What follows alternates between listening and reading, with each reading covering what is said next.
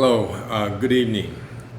So I apologize first of all that I'm a day late in doing this video. Usually I tape on Sunday evenings or early Monday morning. I was kind of busy this weekend and I had to prepare for a lecture that I was invited to give this morning, and so I was preparing for that. It was the lecture was for the National Association of County and City Health Officials, and I was asked to give a talk preceding a plenary session that was titled "Racism and Inequity as a Public Health Crisis." So I was a little bit preoccupied and was not able to get to this video till this evening. It's now Monday evening. As I'm sure all of you are concerned, I too am very concerned with the level of transmission of COVID-19, particularly in some states.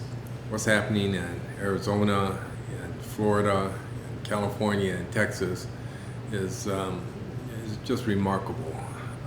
It's just almost unbelievable. It reminds me of a time in early April.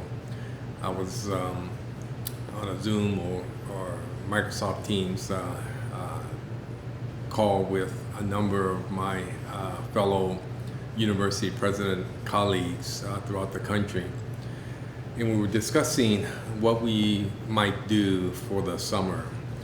And one of my colleagues commented that all we had to do was look at what was happening in South Korea and China to get a better understanding of what was likely to happen here in the United States, because they were a little bit ahead of us in terms of the main part of the COVID-19 pandemic.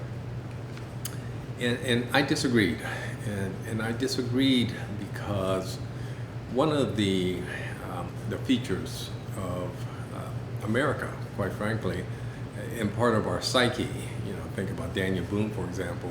We grew up with Daniel Boone and Davy Crockett and people like that, is the individualism in our society. This individualism, this rugged individualism, is what makes us so innovative and excel in entrepreneurship and the global free market.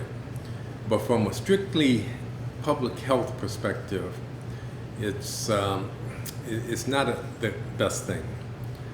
The difference with South Korea and China, or China, of course, is a totalitarian society, so the people there are going to do what the government says.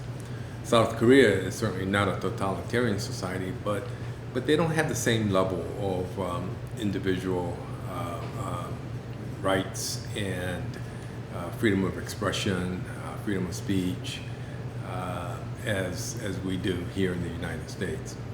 And my concern was that regardless of what the recommendations were from governors and mayors, that there was always going to be a certain level of individualism being displayed, and people were not going to comply.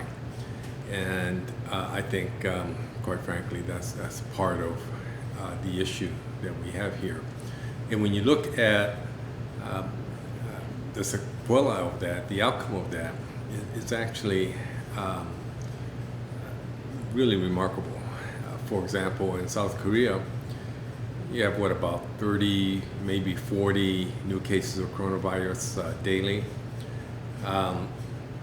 We have maybe over this past weekend on Saturday, we topped 57,000 new cases in this country on that one day.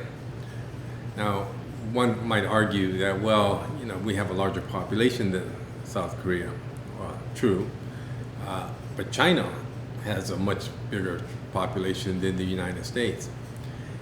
And sometime in mid-June, I think it was June 14th, China reported that they had 57 new cases. And the reason why that was newsworthy was that was the highest count in over 2 months. So contrast that, 57 versus 57,000. So we have a lot of work that we still have to do. July 15th is coming up. That is when we're going to make an announcement as to what we're going to do in terms of instruction, whether it's going to be mainly face-to-face or remote or online. And quite frankly, based on what's happening right now, it's looking more and more like we're going to lean more toward the remote for most of our classes. Again, we still have a week left, and we have a number of different committees that are looking at the pros and cons. We want to be very deliberative about it. But one of the other statistics that's bothering me is that it's not just the total number of new cases, but the age group is decreasing. The age group of those affected has decreased by about 15 years from just the last 2 months. So we're really getting into that college age group where a lot of people are getting infected. So that's another consideration that we have to think about. This past week we announced the Social Justice Action Committee. The committee has not yet been charged. I hope to do that this week. But we're going to work really fast. You know, students particularly, but people all over the country are demanding action. And our students are great. They've been patient, but they're the same as other students elsewhere. And they want to see their university take action against the social injustice that they see. You know, they're idealistic. They still think in terms of a better society, a better world, as we all should. And they're demanding action, and we owe it not only to them but to society to do something as a university to make sure that we have a more just university. So I'm looking forward to commencing that work very soon and coming up with some actionable items in the near term. In terms of a book, first of all, I've got I guess, admission to make, and that is that I started a book and I didn't like it and I stopped it. I'm not going to tell you which one because the book has, you know, some tie to Wayne State, and I don't want to call the book or the author out. Let's just say that it was a very scholarly book, and I needed a little bit lighter reading.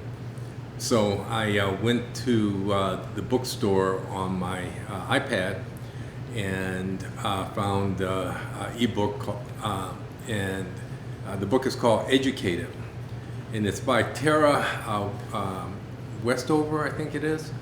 I just started the book last night, so I'm still early into it. But it's a fascinating story of a little girl in rural Idaho, I believe it was, who grew up in a family who didn't believe in public education and the government. Actually, now that I think about it, was one of these very individualist type people that didn't want interference from the government and just wanted to do their own thing. So instead of going to school, she helped her father collect scrap metal during the day. And she wasn't educated she didn't start her formal education until she was 17 years old. I don't know much more than that at this point. I would tell you that it was a New York Times bestseller, and it was rated as one of the 10 top books of the year. So I'm looking forward to getting more into it, and I'll see you next week and tell you what I think about it. In the meanwhile, stay safe and warrior strong.